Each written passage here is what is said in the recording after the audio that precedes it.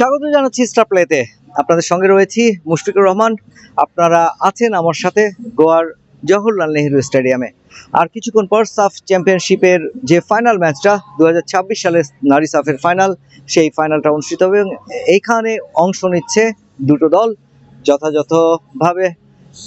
বাংলাদেশ পরপর দুবার চ্যাম্পিয়ন আর 5বারের চ্যাম্পিয়ন ভারত।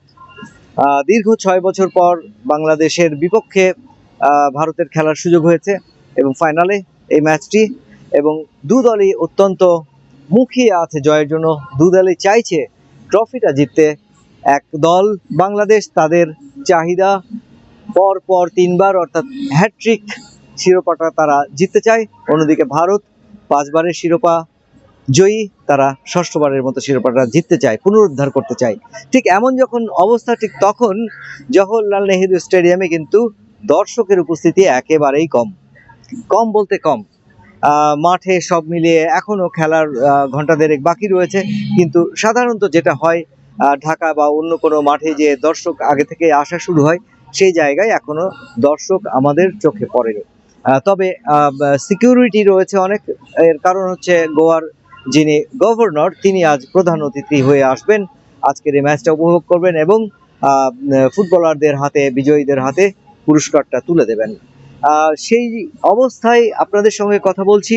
আপনাদের একটু জানিয়ে দিতে চাই, এরই মধ্যে বাংলাদেশের প্লেয়ার লিস্টটা আমাদের হাতে এসে পৌঁছেছে। যথাযথ পিটার বাটলার, যে কথা বরাবরই বলে আসছিলাম যে তিনি অ্যানালাইসিস করবেন ভারতকে, তিনি অ্যানালাইসিস করবেন বাংলাদেশের ফুটবলারদের মেন্টালিটি, এবং সেই হিসেব করে তিনি একটা দল সাজাবেন এবং দলটা সাজিয়েছেন তিনি। তার দলটায় রয়েছেন, গোল পোস্টের নিচে থাকবেন মিলি আক্তার, ডিফেন্সে আফ্রিদা খন্দকার, শামসুন নাহার সিনিয়র, কোহতি কিসকো এবং সুরভি আক্তার আফরিন। এই 4জন থাকবেন ডিফেন্স লাইনে। আপনি বুঝতেই পারছেন, আফিদা রয়েছেন যখন, শামসুন নাহার সিনিয়র রয়েছেন এবং কোহতি কিস্কুর সাথে আফরিন রয়েছে। আফরিন যদিও নতুন, একটু অভিজ্ঞতা কম রয়েছে জাতীয় দলের হয়ে বড় ম্যাচ খেলার, তারপরেও তিনি কিন্তু সম্প্রতি এশিয়ান কাপে খেলে এসেছেন এবং সেই অভিজ্ঞতাগুলো নিশ্চয়ই কাজে লাগবে। অন্যদিকে আফিদা দীর্ঘদিন বাংলাদেশের রক্ষণভাগ সামলে এসছেন, কোহতি কিসকু তাই। শামসুন নাহার সিনিয়রের তো বলার কিছু নেই, সেও রক্ষণভাগে বরাবরই ভালো খেলে আসছেন এবং তারা যখন রক্ষণভাগে দাঁড়ান তখন কিন্তু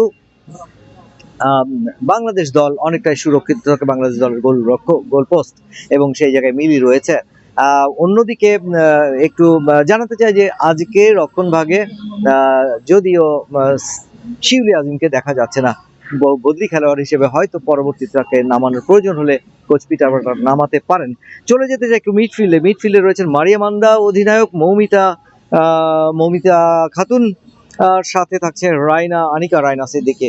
এই 3জনের মধ্যে যদি আমি এক বাক্যে বলতে চাই, মারিয়া মান্দা এবং আনিকা রায়নার অবস্থানটা সত্যি সত্যি একটা গুরুত্বপূর্ণ অবস্থানে তারা 2জন থাকবেন এবং স্কোর করার সুযোগটা তাদের হাতেই থাকবে, কারণ তাদের ক্রসগুলো বা তাদের বাড়িয়ে দেওয়া বলগুলো কিন্তু ফরওয়ার্ডরা স্কোর করার চেষ্টা করবেন। সেই জায়গায় মারিয়া মান্দার সাথে গতদিন বলেছিলাম আপনাদের যে যদি মনিকাকে নামানো যেত তাহলে জুটিটা ভালো হতো, তাদের হারমোনিটা ভালো, তাদের মিচ ম্যাচটা অত্যন্ত ভালো হয়, যে তারা নিজেরা বলগুলো কিভাবে নিজেদের মধ্যে আদান প্রদান করেন সেই জায়গায় কোনো রকম ত্রুটি থাকে না। কিন্তু সেই জায়গায় মারিয়া মান্দা একটু অসহায় থাকবেন, কারণ তার স্বভাবত সহজলভভাবে যার সাথে খেলেন সেই মনিকা এই একাদশটিতে নেই। আপনি জানেন যে গত ম্যাচে মনিকা আহত হয়েছেন, পায়ে ব্যথা পেয়েছেন এবং সে কারণে হয়তো কোচ তাকে এই ম্যাচটার একাদশে রাখেননি। অন্যদিকে রায়না থাকছে, আনিকা রায়না সিদ্দিকী, তিনি কিন্তু দুর্দান্ত ফুটবল খেলেন। সুইডেন প্রবাসী এই ফুটবলার বাংলাদেশের হয়ে এর মধ্যে একটি গোলও করে ফেলেছেন প্রথম ম্যাচে মালদ্বীপের বিপক্ষে। আপনি দেখেছেন নিশ্চয়ই সেই গোল, দুর্দান্ত একটা গোল ছিল এবং তা থেকে বলাই যায় যে বাংলাদেশ দলের যে অবস্থান আজকে রয়েছে সেই অবস্থানটা মধ্যমাঠে অন্তত অত্যন্ত শক্তিশালী মধ্যমাঠ গঠন করেছেন কোচ পিটার বাটলার। ফরওয়ার্ড লাইনে থাকবেন যথাযথ ঋতুপর্ণা চাকমা, লেফট উইং থেকে শামসুন নাহার জুনিয়র থাকছেন রাইট উইংয়ে, আর ঠিক মাঝ বরাবর স্ট্রাইকিং পজিশনে কিন্তু থাকবেন তহুরা খাতুন। আপনাকে বলে রাখতে চাই, তহুরা দুর্দান্ত এক ফুটবলার, দুর্দান্ত গতি তার পায়ে বল পড়লে তাকে রুখে দেওয়াটা খুব মুশকিল হয়ে যায়। সেই জায়গায় তহুরা নিশ্চয়ই সুযোগ সন্ধানী থাকবেন এবং সুযোগ পেলে তিনি স্কোর করার চেষ্টা করবেন।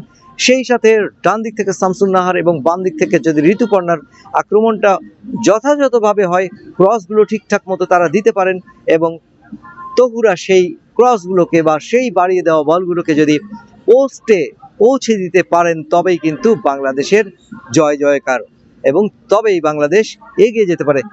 একটু অ্যানালাইসিসের জায়গায় বলতে চাই যে আমার কাছে যেন মনে হয় কেন জানি যে বাংলাদেশের এবং ভারতের এই দ্বৈরথ আজ যে অবস্থায় রয়েছে বা যে অবস্থায় থাকবে, আমার মনে হয় প্রথম গোলটা যারা এগিয়ে যাবেন গোল করে, প্রথম যারা গোল করে এগিয়ে যাবেন তারাই হয়তো এই ম্যাচটায় অনেক বিজয় অর্জনের এক পথে অনেক বড় একটা পথ পাড়ি দেবেন। বাকি সময়গুলো হয়তো তাদের স্পিড হয়ে থাকবে, মনোবল বাড়িয়ে দিবে প্রথম গোলটা।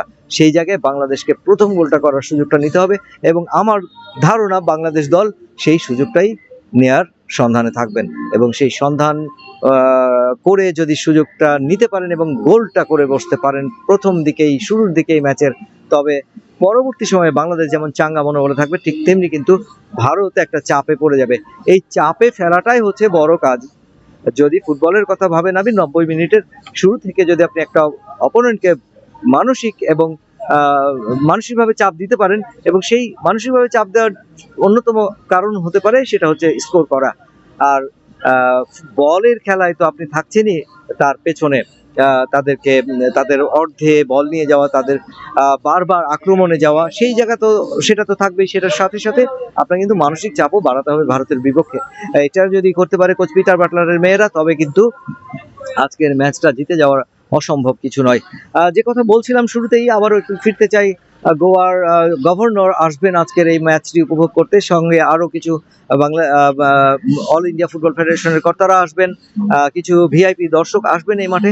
তবে সাধারণ দর্শকদের যে অবস্থায় থাকা উচিত ছিল, বা যেমনটি আমরা সাধারণত দেখে থাকি অন্যান্য ম্যাচে, বেশ আগে ভাগেই অন্যান্য দর্শকরা, সমর্থকরা মাঠে চলে আসেন, ঢাকঢোল নিয়ে আসেন, পতাকা নিয়ে আসেন, কিন্তু আজকের এই ম্যাচের জন্য হাতে এখন খুব বেশি সময় নেই, ঘন্টা দেড়েক বা তারও কিছুটা কম সময় হাতে রয়েছে, কিন্তু আমরা সেইভাবে এখনো দর্শক উপস্থিতি দেখতে পারিনি এই মাঠে, অন্তত জওহরলাল নেহেরু স্টেডিয়ামে।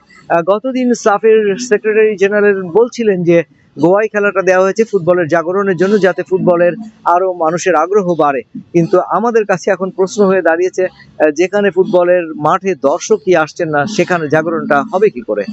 সে যাই হোক, আজকের ম্যাচটা অত্যন্ত গুরুত্বপূর্ণ। 2026 সাফ নারী চ্যাম্পিয়নশিপের ফাইনাল ম্যাচ, ভারত বাংলাদেশ দ্বৈরথ। যদি এই খেলাটা কলকাতায় হতো বা ঢাকায়, তবে নিশ্চয়ই এতক্ষণ দর্শকে ঠাসা হয়ে যেত পুরো স্টেডিয়াম, এবং স্টেডিয়ামে দর্শক ভর্তি ম্যাচ দেখার আলাদা একটা ইমেজ রয়েছে, আলাদা একটা মজা রয়েছে। সেই মজা থেকে হয়তো আজ অনেকেই বঞ্চিত হবেন। তবে যারা রয়েছেন টেলিভিশন সামনে, টেলিভিশন সেটের সামনে যারা বসে এই খেলাটি দেখবেন, তারা নিশ্চয়ই ম্যাচটা উপভোগ করবেন। যারা সত্যিকার অর্থে বাংলাদেশের নারী ফুটবলারদের পছন্দ করেন, ভালোবাসেন, তাদের জন্য ম্যাচটা উপভোগ করবেন, তাদের জন্য দোয়া রাখবেন। আমরা প্রত্যাশা করি, আমরা বিশ্বাস করি আজকের এই ম্যাচটা বাংলাদেশ অত্যন্ত সুন্দর খেলে জয় নিয়ে, ট্রফিটা নিয়ে দেশে ফিরবে, এবং সেটা হবে তাদের হ্যাট্রিক ট্রফি, সেটা হবে তাদের আরো একটা ছাদ খোলা বাসের সম্বর্ধনার ট্রফি। সে পর্যন্ত আমাদের সঙ্গেই থাকুন, এবং আপনাদের ম্যাচ শেষে জানিয়ে দেব আবারও ফলাফল। সে পর্যন্ত বিদায় নিচ্ছি।